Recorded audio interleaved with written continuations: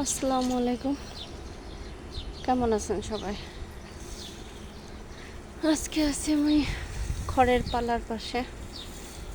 খড়গুলো নাড়া ছিল, বৃষ্টির কারণে খড়গুলোকে সব দলা করে রাখা হয়েছে। দেখেন, 4-5টা, একটা খড়ের পালা, একটা খড়ের পালা, কতগুলো খড়ের পালা।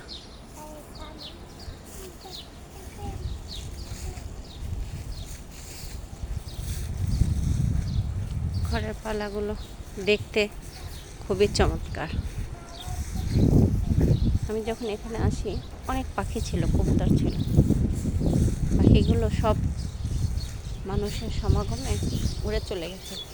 পাখির কিচিরমিচির শব্দ পাচ্ছেন আপনারা। এখানে অনেক চড়ুই পাখি আছে। চড়ুই পাখিগুলো ওই আপনাদের দেখাতে চেষ্টা করতেছি কিভাবে চড়ুই পাখিগুলো উড়াউড়ি করতেছে।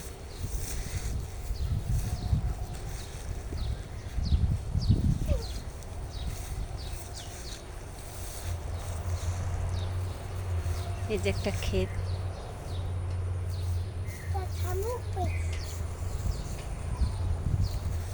ওই দেখেন একটা পাখি এসে বসছে। খুব সাবধানে এগিয়ে যেতে হবে, কারণ ওরা যদি টের পায় মানুষ এখানে আছে, ওরা উড়ে যাবে। উড়ে গেল, আমি কাছে যাওয়ার আগে ওরা উড়ে গেল। ওদেরকে আমি শ্যুট করার আগে ওরা গেল। ওদেরকে শ্যুট করতে হলে অনেক সময় ধরে অপেক্ষা করতে হয়, কারণ না হলে ওদেরকে আমি ভিডিও করতে পারি না। কিন্তু আমার তো অনেক সময় বসে থাকা সম্ভব নয়। বৃষ্টির কারণে প্রচণ্ড মেঘ আসছিল, সব তাড়াহুড়ো করে এগুলোকে তুলে নেওয়া হয়েছে। দেখেন, আম গাছে আমগুলো বড় বড় হয়ে গেছে। আপনাদের একটু দেখানোর চেষ্টা করি। রাস্তার পাশে গাছ তো, এই জন্য গাছে আমগুলো থাকে না, সবাই পেড়ে নিয়ে যায়।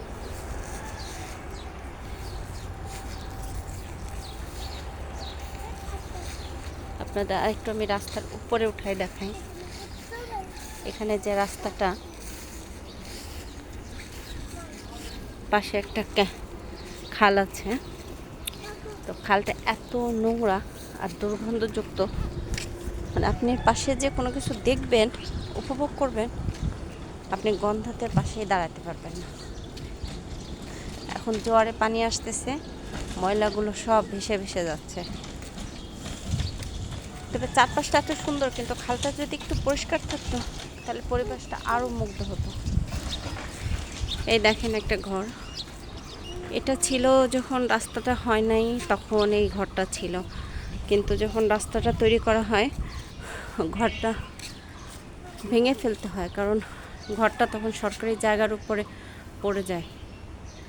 পড়ে যাওয়ার কারণে ঘরের অর্ধেকটা ভেঙে ফেলতে হয়েছে। ঘরের যে মালিক, অনার, সে এগুলো সব ভেঙে টেঙে রেখে সে চলে গেছে এখান থেকে, কারণ সে তার ভাঙা ঘরটা কী করবে সে কষ্টে।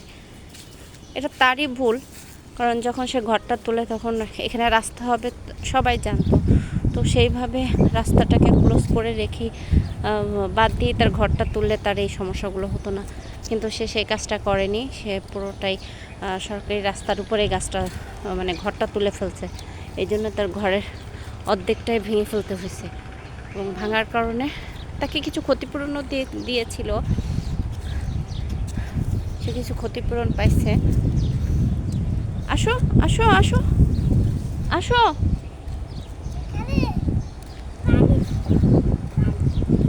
আমরা এখন রাস্তা দিয়ে হাঁটতেছি, তো হাঁটার দৃশ্যটাই আপনাদেরকে একটু ভিডিও করে দেখাচ্ছি।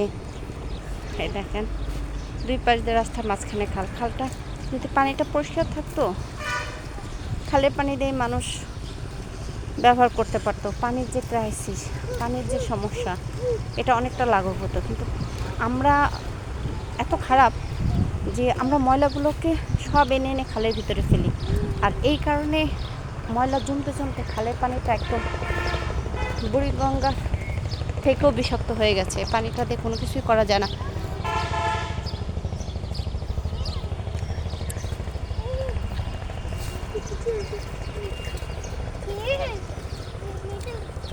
দেখেন, আপনাদের এর আগে একটা ধান কাটার দৃশ্য দেখিয়েছিলাম, ধানের দৃশ্য দেখিয়েছিলাম। তখন এই জমিটার ধান ছিল কেবল ধান গাছ লাগিয়েছে, এখন ধান কাটা হয়ে গেছে, এর জন্য মাঠ শুধু সাদা নাই। এবং কাটা গাছের নিচ দিয়ে যে গুঁড়িগুলো আসছে, সেই কুড়ির জন্য এই জায়গাগুলোতে একটু সবুজ সবুজ মনে হচ্ছে। ধন্যবাদ সবাইকে, সবাই ভালো থাকবেন। আসসালামু আলাইকুম।